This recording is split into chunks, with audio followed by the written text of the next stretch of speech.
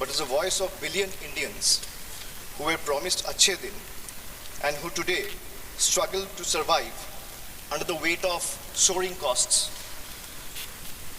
So this union budget was presented on Maghi Purnima, a day which is ideally meant for clarity, renewal of purpose, and moral responsibility. Yet, sir, this budget offers none of these. It does not heal the economy. Rather, this budget curates headlines. It speaks loudly in slogans, but softly in solutions. So this is a budget that rewards those who can avoid taxes through privilege and punishes those who pay them honestly through compulsion. With all due respect to the Honorable Finance Minister, I think the Honorable Finance Minister is appearing to practice the Robin Hood model in reverse. She drains the poor through taxation and inflation while rewarding the rich with concessions and privileges. Sir, even a cup of tea today comes with GST, but relief for the common man comes with condition, clauses, terms, and regulation. This is not a simple tax regime. It's a maze where only the powerful knows the exit and the honest taxpayer keeps paying the entry fee. Sir, Akhilesh ji was speaking before me. He was saying, UP के लिए क्या मिला है मैं इस budget में देखना चाह रहा था. Sir, 85 minutes का finance minister का speech था. Bengal was not even mentioned once. Even the freight corridor from Dankuni, referenced in this very budget, was originally announced by the then railway minister in 2009, which was Mamata Banerjee, who is now the chief minister of West Bengal. The constitution promises equality among states, but this government practices preference. Allies are funded while opponents are starved. So this is not a model of cooperative federalism. This is a model of subscription-based federalism. So the budget and the manner in which the government chooses to function forces us to confront a truth that we as citizens have been avoiding for too long. So in November 2021, on a stage thousands of miles away at the Kennedy Center, Veer Das, a young stand-up comedian from India, spoke of two Indias. Many laughed, some were offended, few paused to listen. But what he offered was not comedy. It was a warning, a prophecy, a mirror held up to a nation standing at the edge of its own contradictions. Because I too, sir, come from India. And I come from an India which proclaims Ek Bharat, Shresth Bharat. And I also come from an India where mother tongue becomes a marker of suspicion, where speaking Bengali makes you a Bangladeshi and eating fish makes you a Mughal. Sir, I come from a part of India that gave birth to revolutionaries and wrote courage in blood.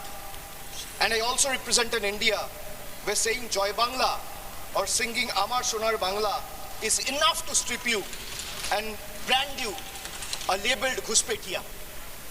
Sir, I come from an India that thunders Sabka Saath, Sabka Vikas from every podium. And I come from an India where West Bengal's rightful dues to the tune of 1,96,000 crores are frozen in cold bureaucratic silence. Sir, what is withheld is not just money. What is withheld is dignity. What is withheld is constitutional promise that every Indian, every state stands equal before the union.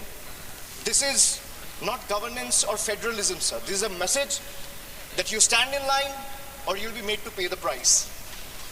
And that is the tragedy of our time. India has two faces, but that one India is being asked to kneel before the other is the truth that we all are facing today. Sir, I come from an India where the finance minister proudly declares with absolute confidence that India is the fastest growing economy in the world. And I come from another India where Bengal, after contributing 6.5 lakh crores in taxes in just last 7 years, is systematically denied its rightful share. So despite repeated requests and appeals, we have been denied employment under Manrega, housing under PM Awas Yojana, road connectivity under Gram Sadak Yojana, even basic drinking water under Jal Jeevan Mission is being stopped. So I come from an India that boasts of maximum governance, minimum government.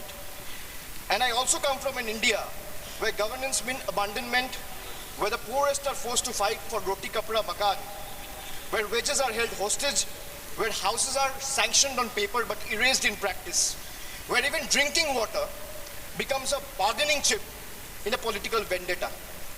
I come from an India where farmers are stopped at the national capital with nail embedded in the roads with concrete barricades.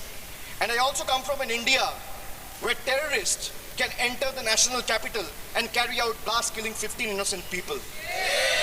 I come from an India where we are told, and I quote, India's borders are safe and they cannot be violated. A promise that is made from the highest office. And I also come from an India where that promise lies in ruins.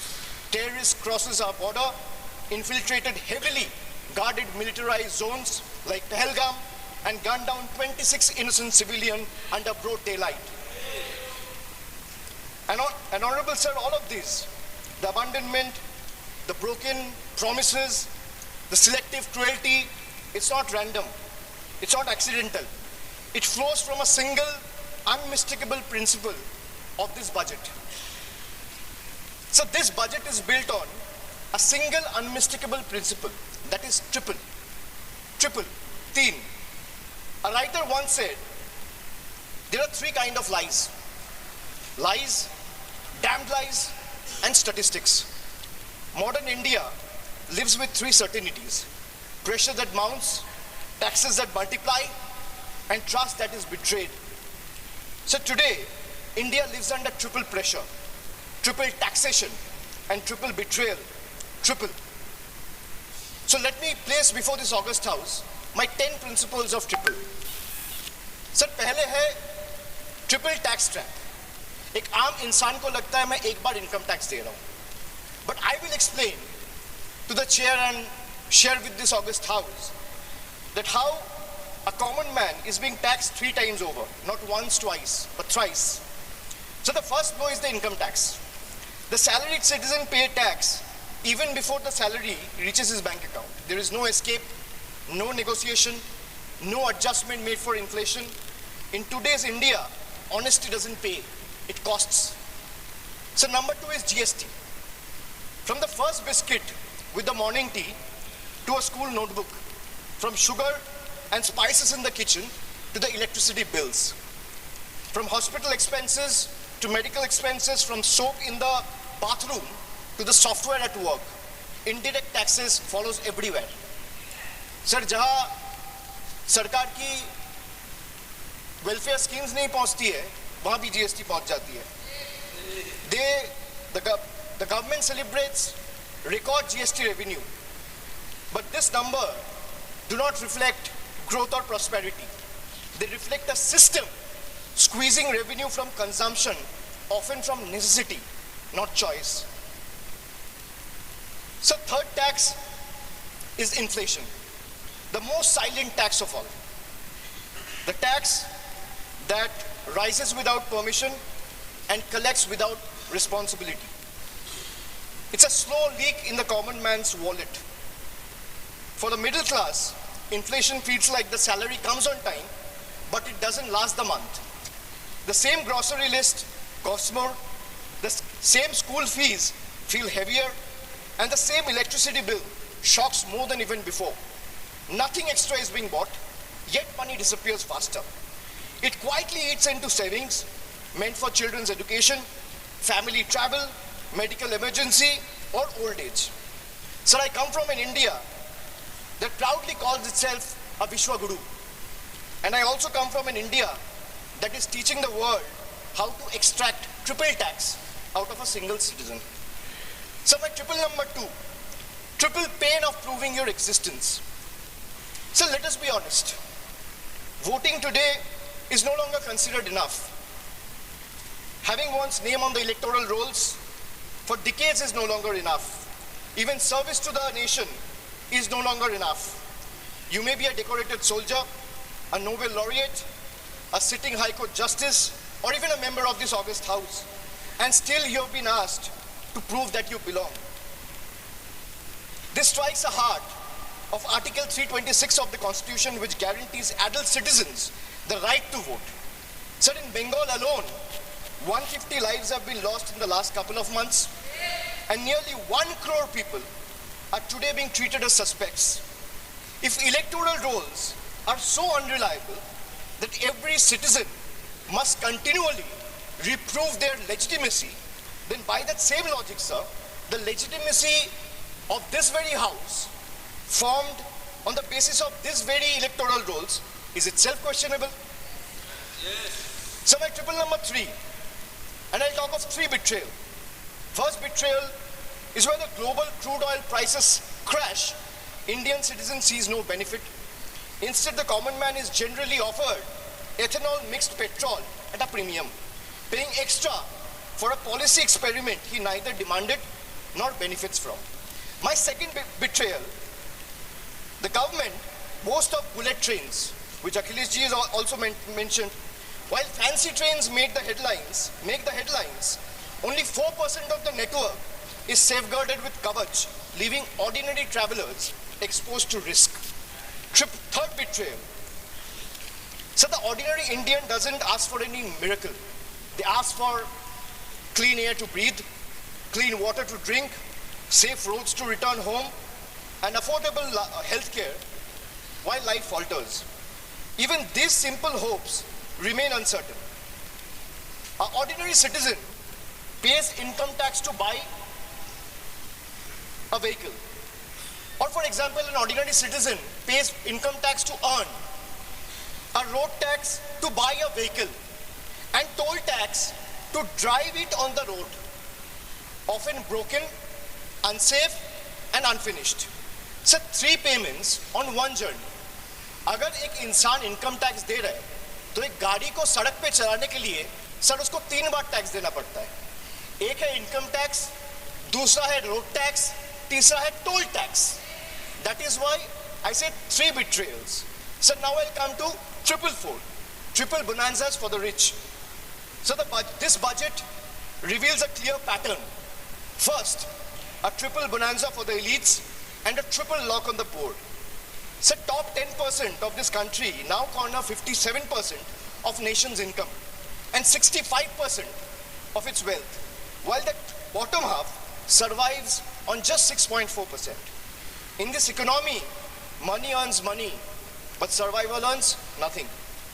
Second, so if you look at taxation and support, foreign cloud giants are handed tax holidays, while Indian MSME, the very backbone of employment, are left empty-handed. Third, relief exists on paper, but in actual distress exists on the ground. Third, corporate India gets red carpet, easier property rules, wider equity access for NRIs and massive infrastructure promises, but the result of these government policies is not competition, it is concentration. Oligopolies flourish, entry barriers rise, and ordinary entrepreneurs are kept outside the gate, watching cronies grow richer with the union support. Sir, I come from an India where wealth is applauded as a virtue. And I also come from an India where survival itself is treated as ambition. I come from an India where policy quietly opens the gates for the powerful. And I also come from an India that stand outside those gates with hands folded, backs bent, hearts heavy, and eyes raised, hoping that one day these gates will open for them too. Now my 555, farmers. So the budget completes a cycle of betrayal. Every day, nearly 30 farmers dies by suicide. Not because they failed, but because policy failed them. 5 years after the historic farmers movement, which saw 700 lives lost, the union government has still refused to legalize MSP. Promises were made at protest sites, assurances were echoed in parliament, but delivery never followed. And now, adding salt to the injury, the government has now announced a trade deal with the United States that will open Indian markets to heavily subsidized American farm produce. The deal may benefit American farmers, but it will depress prices, destroy competitiveness, and further marginalize Indian farmers who struggle without MSP protection. So this is not a trade policy. This is an abandonment of our Annadata. Sir, I have a tweet right in front of me, which I want to show or place before you. Sir, Secretary Brooke Rollins, who is the Agricultural Secretary of the United States, she said, and this is 5 days back, on the day when the trade deal was announced, she's clearly saying, new US-India deal will export more American farm products to India's massive market. In 2024, America's agricultural trade deficit with India was 1.3 billion. India's growing population is an important market for American agricultural products, and today's deal will go a long way to reduce that deficit. So this is not my tweet. She clearly says, thank you, President of the United States, for once again delivering for our American farmers. If the government doesn't agree with a tweet, so where is the disapproval letter, or where is the communication that the government has sent in protest to the tweet that has been sent out 5 days back? Sir, America का agriculture secretary कह रहा है इस deal से America का किसानों का फायदा है, इसीलिए हम अमेरिका का सभापति का धन्यवाद करता है. And the Indian government of the union has not written a line in protest of what the agriculture secretary has tweeted. So now I come to youth. So the much publicized PM internship scheme was allocated over 10,800 crores. Less than 5% of the amount has been utilized. Similarly, the PM Young Achiever Scholarship, which was meant to uplift the talented students from marginalized backgrounds, saw 31% of its fund go unused in financial year 25-26.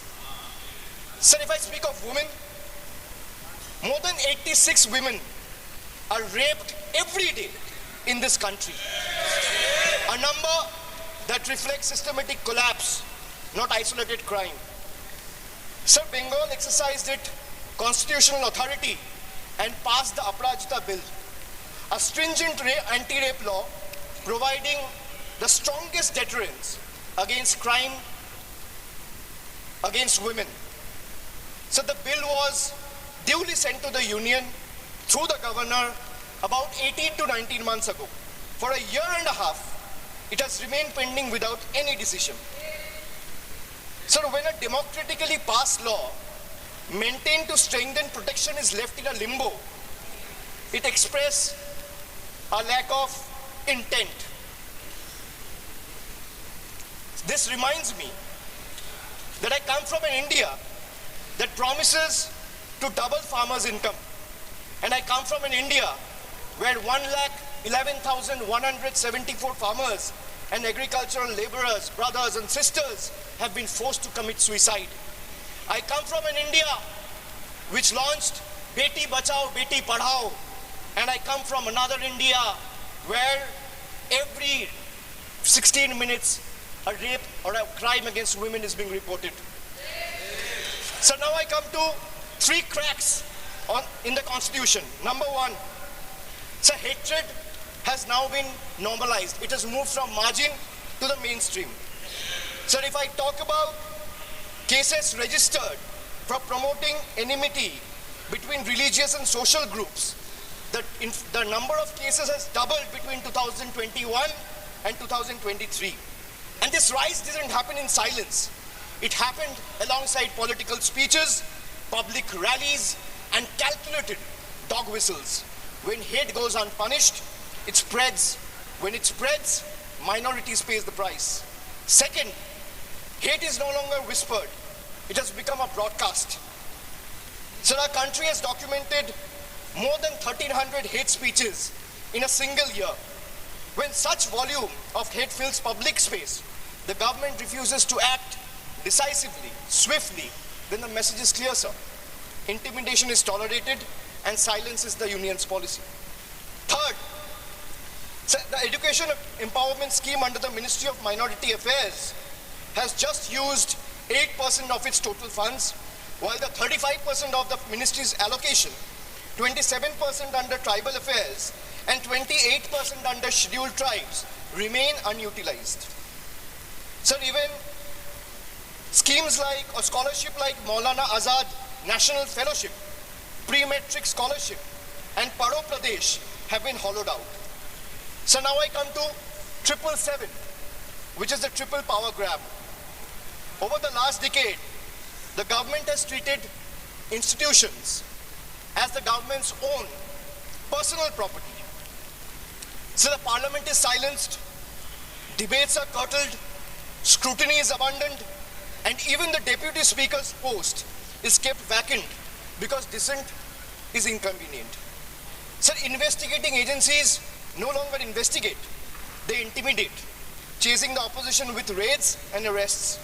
While convictions become negligible, as independent institutions weaken, public institutions are put on the auction block. Air India, BPCL, the shipping corporation, built by generation with public money, are being sold like distressed assets, hastily, without any sort of accountability. So this is described as reform, but it is actually a managed handover. When institutions are bent to serve power and national assets are reduced to headlines and handover, the constitution is not broken in protest, it's torn apart. So I come from an India where the Honorable Prime Minister says, na khaunga, na khane dunga. And I also come from an India where questioning the washing machine that gave reprieve to 23 of the 25 leaders who joined the BJP makes you the most corrupt one. So now I come to triple jumla on finances. Agriculture. So the budget waxes eloquent about coconut, cocoa, cashew, sandalwood, fisheries and AI advisories, but remains silent on MSP assurances, procurement expansion. There is no price stabilization fund, no diesel support, no fertilizer relief, and no electrical subsidy. This is diversification without security, and it leaves the majority of Indian farmers, trapped in distress. So even the PM Kisan scheme has been stuck at 6,000 rupees since December 2018, despite soaring input costs and record diesel prices. So in actual, if we see, real terms, farmers are earning less each year. A rupee in 2018 is not a rupee in 2026. So if I speak of healthcare, the government spends less than 0.26% of the GDP. And they might have questions on my source of information. If the need be, I will place all the sources before the table by 8 p.m. tonight. The government spends 0.26% of GDP on public health even today. The national health policy promised 2.5% of GDP. What we get instead is postponement, excuses, and under-allocation. In a country where illness is still the fastest road to poverty, this budget chooses flyover over first aid, optics over oxygen, and announcement over actual care. So if I speak of infrastructure, the smart city mission promised transformation in 100 cities with over 2 lakh crore. Yet a decade later, what we have is half the roads and half-built homes. Instead of finishing the job, this budget announces new economic regions. So under the Jal Jeevan mission, funds were cut by 74%, forcing states to pick up the bill. In higher education, 55,000 crore is spent on management, but 2.68 crore on infrastructure, not even enough to build a world-class lab. So now I come to my 999, the triple truth trap. And what I mean by truth is, The accountability on the government, sir, primarily rests on three pillars. One is the RTI Act. But when I speak of transparency, it diluted the RTI Act by expanding personal information as a ground for refusal. Sir, if you speak of PM cares, the PMO claims it lies outside the purview of RTI because it's a private fund. A fund that is created by public authority in a public office with the money of the people is being claimed as a private fund. There's no accountability. Sir, NFHS and NCRB data has been frozen because welfare still runs on census 2011. Sir, if I am to summarize the budget from the perspective of three stalwarts, B.R. Ambedkar warned us. What is the moral verdict of the budget? If we were to look at it from the perspective of Dr. Ambedkar, Gandhiji or Swami Vivekananda, Dr. Ambedkar warned us that democracy is not just institutions. It is a constitutional morality. Gandhiji taught us economics divorced from ethics is violence. Swami Vivekananda reminded us that a nation cannot rise by crushing the weakest. Well, this budget violates all three. In today's India, sir, tax does not follow income. Tax follows life. आज के भारत में tax कमाई के पीछे नहीं, जिंदगी के पीछे है, चलता है sir. I will give you a small example.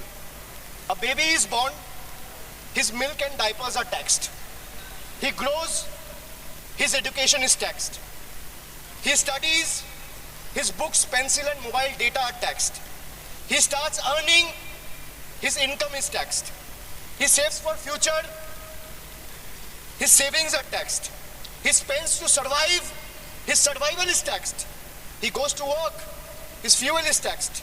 He falls sick, his illness is taxed. He grows old, pension and healthcare are also taxed. And Honorable Speaker, even after his death, the family still pays tax.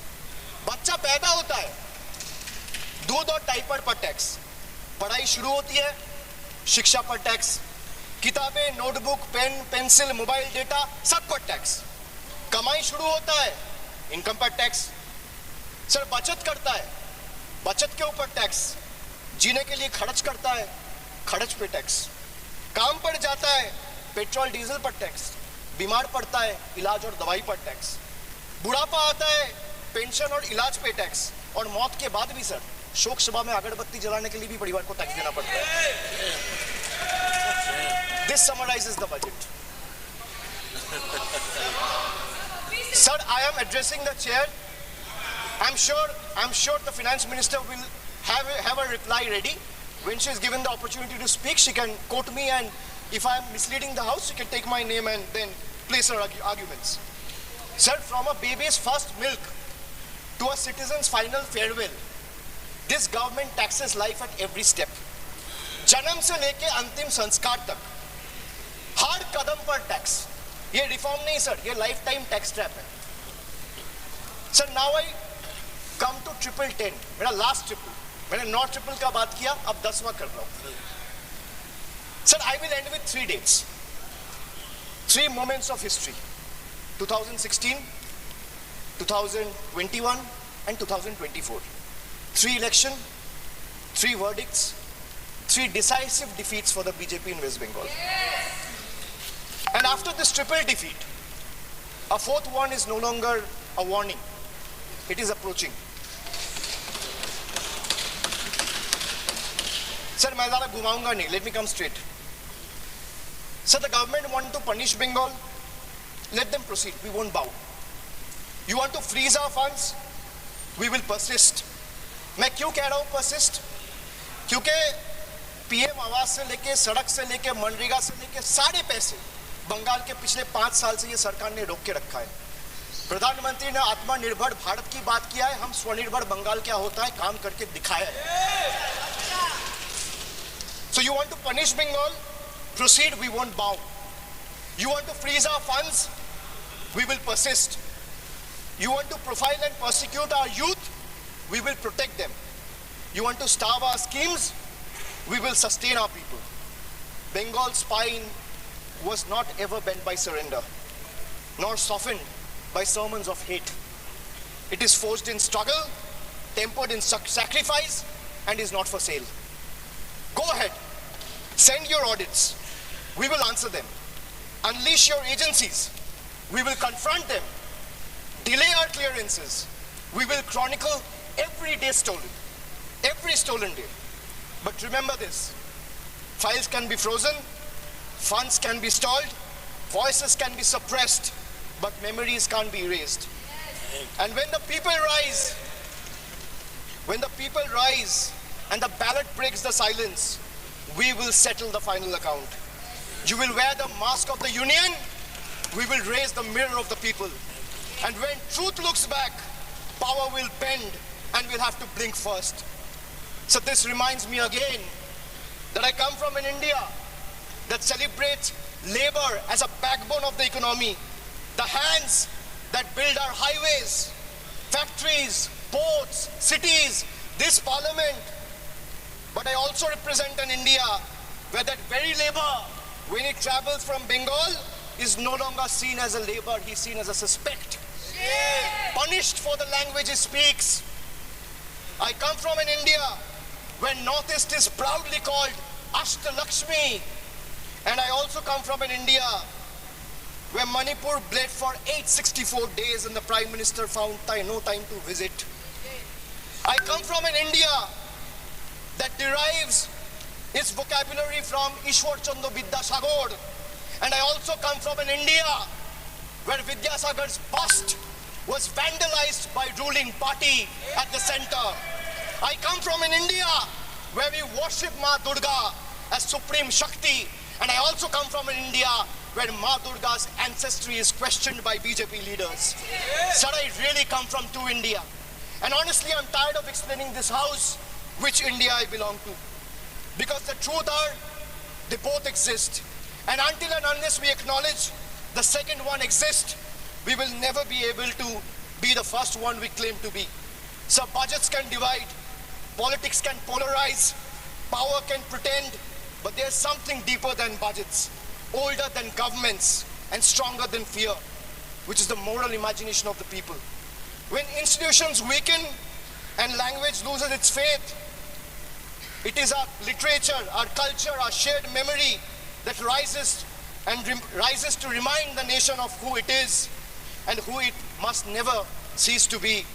So I finally return to the Constitution. When you open the Constitution, it opens with the words, "We, the people of India." It's not a ceremonial phrase. It's a declaration of sovereignty. It's a reminder that power flows upward from the people, not the other way down. That governments may rule, but people remain the supreme. That sentence is not meant to be recited, it is meant to be lived. And as long as people remember it, no fear can last, no injustice can endure, and no republic can ever truly be taken away. And thus today, I do not end with slogans. I end with conscience, and I end with voice of Bengal.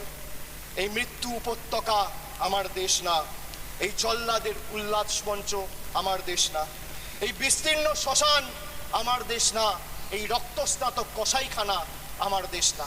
আমি আমার দেশকে ফিরে কেড়ে নেব। জয় হিন্দ, জয় Bangla. Thank you. Next speaker, Sri T.R. Baluji. Honorable Chairman, sir, thank you for giving me this opportunity to discuss on the subject matter of budget estimate 26-27. First of all,